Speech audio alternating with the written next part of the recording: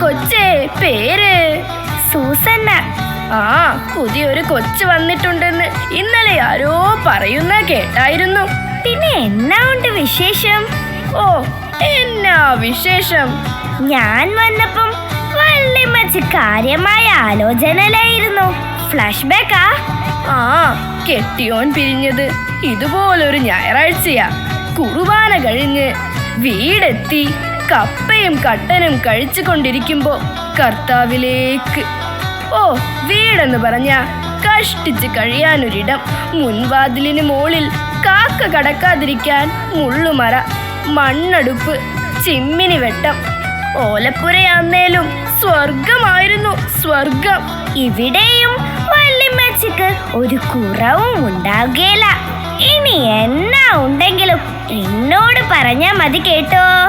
ആ, പഴയ വീടൊക്കെ പിന്നെ മാളികയായി, കുന്നു നിരന്നു, കുളം തൂർന്നു.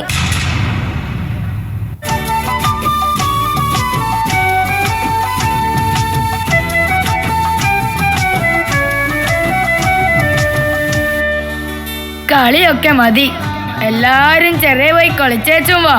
കഞ്ഞിയും പുയ്ക്കും കഴിച്ച് പള്ളിയിൽ പോവാൻ നോക്ക്.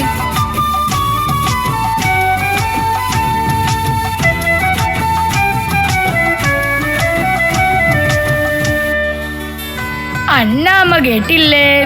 ഇഞ്ച എടുത്തോ, എന്തൊരു ചേറാ മേലൊക്കെ. തേച്ച് കുളിക്ക്. വല്യപ്പച്ച, ഒരു വാസന സോപ്പ് കിട്ടുവോ? പൊക്കോണ അവിടുന്ന്. ആ, അവളുടെ ഒരു വാസന സോപ്പ്.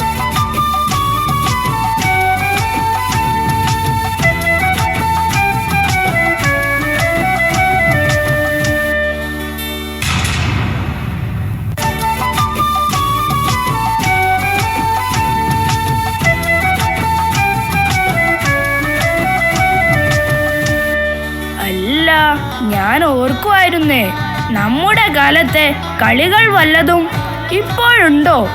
എല്ലാവരും മൊബൈലിനകത്തല്ലേ. ആ, ഇതിതുവരെ വായിച്ചു തീർന്നില്ലേ?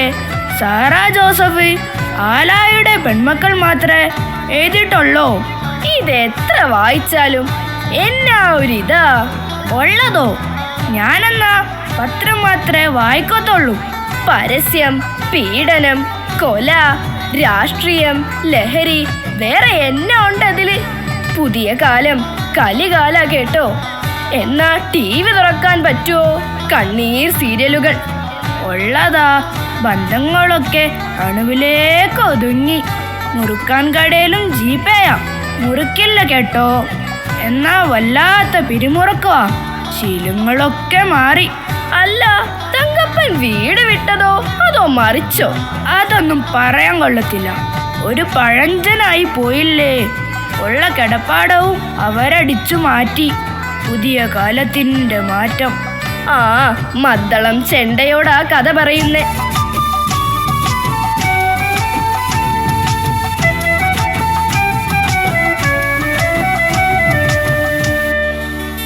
വല്യമ്മച്ചി, കഥ പാതിയൊക്കെ നിർത്തേക്കുവാ. ബാക്കി കൂടെ പറ, തങ്കപ്പൻ ചേട്ടൻ കൂടി കേക്കട്ടെ. വല്യമ്മച്ചിയുടെ കൗമാരം, യൗവനം എല്ലാം കഴിഞ്ഞ് കെട്ടിയോന്റെ വേർപാട് വരെ എത്തി. കണ്ണുള്ളപ്പോഴേ കണ്ണിന്റെ വിലയറിയത്തുള്ളൂ. അതിയാനും ഞാനും എങ്ങനെ കഴിഞ്ഞതാ. കുന്നും വയലും കൊയ്ത്തും മെതിയും. മക്കളെ ഓർത്ത് ഞാൻ എന്നെ തന്നെ മറന്നു. ഒരുത്തി കിട്ടാവുന്നതൊക്കെ വാങ്ങി കെട്ടിയോന്റെ കൂടെ സ്ഥലം വിട്ടു. കടിഞ്ഞൂൽ പെറ്റ ഒരുത്തനെ കടം വാങ്ങി വിദേശത്ത് വിട്ടു പഠിപ്പിച്ചു. അവിടെ തന്നെ ജോലിയും. വലിയ സ്നേഹമായിരുന്നു. അതിയാൻ മരിച്ചപ്പോ വീടും പാടവും ഒക്കെ അവന്റെ പേരിൽ എഴുതി കൊടുത്തു. അവനൊരു മദാമ്മയെ കെട്ടി. അവൻ അവിടെ കൂടി, ഞാൻ ഇവിടെയും.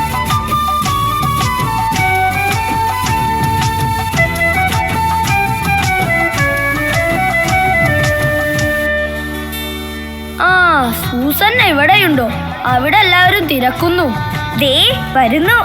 എന്താ കൊച്ചേ അവിടെ ഒരു ബഹളം? ഷൂട്ടാ. എന്നാത്തിനാ?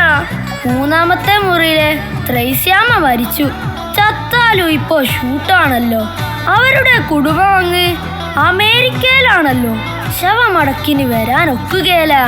അതുകൊണ്ട് ഒക്കെ ഷൂട്ട് ചെയ്ത് അങ്ങോട്ട് അയക്കാനാണ്.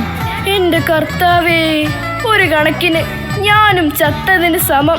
എടാ, എന്നെ കൂടെ ഒന്ന് ഷൂട്ട് ചെയ്യാൻ പറ. അനാഥയല്ലേ, ചത്തതുപോലെ ചമഞ്ഞു കിടക്കാം, ആവശ്യം വരും.